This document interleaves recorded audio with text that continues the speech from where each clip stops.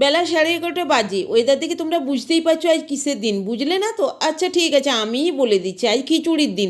রান্নাটা সেরকম খাস কিছুই না, বাড়িতে কিছু সবজি ছিল, ভাবলাম এগুলো একটা সদগতি হবে, উদ্ধার হয়ে যাবে, আর বাড়িতে একজন গেস্ট আসবে। ঠিক আছে চলো, ওই জন্য গোপাল বাড়ি হাঁড়ি বসিয়ে দিলাম। প্রথমেই হাঁড়িতে সর্ষের তেল, শুকনো লঙ্কা, গোটা গরম মশলা, গোটা জিরে, বাদাম, কেটে রাখা পেঁয়াজ দিয়ে খুব ভালো মতো ভেজে, বাঁধাকপি পালং শাক বাদ দিয়ে সমস্ত সবজি ভালো মতো ভেজে নিলাম। এবার লবণ, জল, কাঁচা পাকা লঙ্কা কয়েকটা দিয়ে জল ফুটে এলে কেটে রাখা বাঁধাকপি পালং শাক, একটু আগে ভিজিয়ে রাখা চালটা ওর মধ্যে দিয়ে দিলাম।